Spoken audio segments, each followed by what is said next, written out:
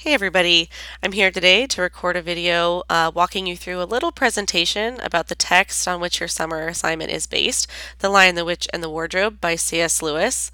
Today we're going to talk about some background information on the text, some specific things you should look for in trying to make meaning out of the text, and even kind of talking about how to read effectively so that when you show up in August we'll have some really great discussions instead of some pretty lackluster, boring, plot-based discussions.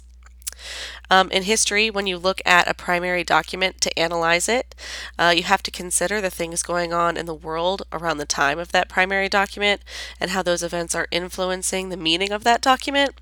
And when we study text, we should do the same thing. Even if the book is fiction, we need to look at what's going on in the world around the time of that book to really determine its importance and what its true meaning is. So before we get into that, let's first talk about how to read. Hopefully, as you get into pre-AP 10, you are pretty familiar with how to read, but a lot of times we fall into the habit of becoming passive readers and not active readers. When you're a passive reader, you're turning the pages, you're reading the words, you might be in your mind thinking about, how it would look, what's happening, very plot-based thinking. But if you're an active reader, you're thinking about the bigger meaning of the text as you read the small pieces. So here are a couple tricks that I suggest in order to help you become a more active reader and transition out of being a passive reader. The first is to read with a pencil in your hand, and as you read, to jot notes as you go to save yourself work later. I'm always in the habit of, even if I don't think there's anything particularly important on the page, even jotting down a quick summary of what is being described or what's happening, what two characters are talking. That way, if I need to go back and find that specific passage for whatever purpose, I can easily do so. And of course, if you're seeing something that you think is particularly important, you should mark that as well. Another trick is to think of a book as a puzzle. Now, when you put together a puzzle, a lot of pieces of your brain are engaged. You're looking, number one, for patterns and connections, trying to put together similar pieces. So when you're reading a book, you should be kind of doing the same thing. Look for a recurring symbol. Look for a recurring characterization that the author continues to include. So you're looking for things that are recurring. You can even start looking for, once we've read a couple texts, connections that happen between multiple texts. We're going to study archetypes early in the year, and once you know what those are, you'll start seeing those everywhere. So that would be a pattern that you would keep your eye out for. Additionally, you should start making predictions. Okay, you know that like the box of the puzzle has the picture you're working toward, so you should start trying to put those pieces together in your mind. How do these small pieces work together to contribute to that larger picture? Additionally, you should keep your eyes open for important standout puzzle pieces, and this presentation is going to give you some of those like standout important little things that you should keep your eyes open for to help you make more meaning out of the book. And then last but not least, and it's also pretty important, no puzzle comes with pieces that you don't need. In a text, everything the author does is purposeful. They don't just like fire off this novel overnight and consider themselves done with it. Everything they choose to include has a purpose. So consider everything, even if it seems like a small detail. Why is it there? Is it critical? For what reason? All right, so always be thinking. Okay, next we're going to get into the historical context of The Lion, the Witch, and the Wardrobe. Our author is C.S. Lewis. He was born in Ireland but moved to England. He lost his parents at a young age. And he studied at a boarding school, so we consider this book to be an English text, and it was written over the course of 10 years. That kind of goes back to what I was saying before, how nothing in a book is there for no reason. Okay, it took him 10 years to write this book, which is pretty short. So obviously he agonized over specific details. So really consider that when you're reading the book. Nothing is there for no reason.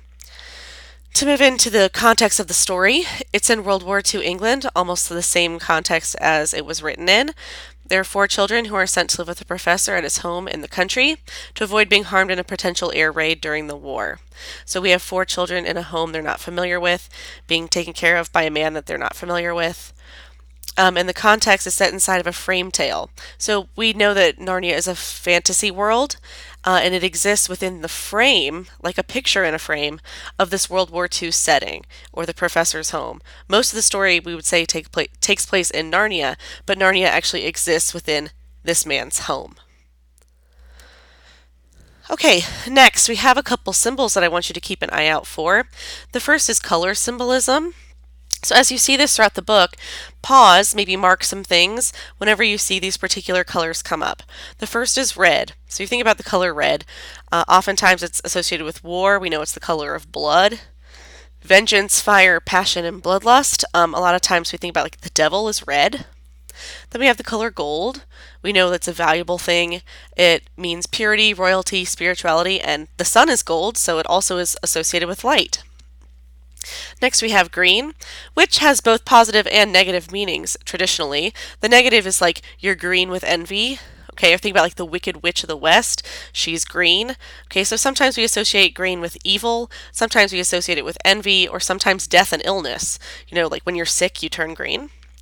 But it also has positive meanings. Think about springtime. In the spring, the whole world turns green, or when you're young, you're green behind the ears. I think that's how that goes. But yeah, so it has positive meanings as well. And then we have fire and ice. Talk about double meanings again. In this text, you're going to see fire and ice show up together a lot. So we know that ice, traditionally, if you think about like an icy world, nothing really grows there. So it's the absence of love or resistance to life. And then we have fire, the predominant symbol of hell. When you see these two show up together, and it'll be obvious to you when you see them, why are they paired? Why do we have fire and ice, two contrasting things, used to kind of describe the same character? Next, we have a couple more symbols. We have weather and nature, and this is going to communicate a change to us as readers, a change in the setting or an impending conflict. Sometimes you see like when a storm is coming, it implies that there's a conflict coming as well. We also have hunger and thirst. So if you think about being hungry or thirsty, it means that you're lacking essential things you need to live, like food and water. But it also is like a desire for something that you can't easily get. So you wouldn't be hungry or thirsty if you had food and water handy. So it means that you're lacking something, and it's something that you want, but you can't have immediately. Next, we have magic, which isn't necessarily a symbol, but it raises a good question in the book. We see the side of good and the side of bad use magic, and I want you to question and try and come up with an answer for how does the magic of each side differ? What is their motivation? What is the way in which they use magic? Is it for good or for evil? How does each side use magic to their advantage? Okay, last but not least, literary tools.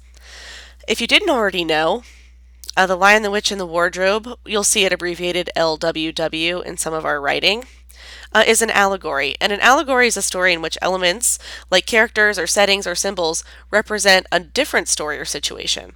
If you've read Animal Farm in 9th grade, you know that all the animals on Animal Farm stand for real-life historical figures in the Russian Revolution. Okay, so all the things the animals in Animal Farm did mirrored the events that took place in the Russian Revolution. So The Lion, the Witch, and the Wardrobe is generally accepted to be an allegory in which Aslan is representative of Jesus, and the children are the disciples, and the White Witch is general sin or evil in the world. So as you're reading The Lion, the Witch, and the Wardrobe, look for parallels of characters, events, and places that mimic characters, events, and places in the Bible. It's not going to be one for one, but you will see a lot of overlap if you're familiar with some biblical stories. Okay, last but not least, you're going to go ahead and start reading, but remember to read with a pen and make notes as you go, or else you're going to have more work for yourself later. Also think about this book as a puzzle and consider every bit or piece that you read to be purposeful. Start looking for connections and patterns, especially related to the topics like symbolism in this PowerPoint. After you are done with this little presentation, go ahead and complete your Google Form quiz, and as you read, don't forget to complete your annotation reflections at the end of each chapter of the text. All right, enjoy, and we look forward to talking to you in August. Have a great summer.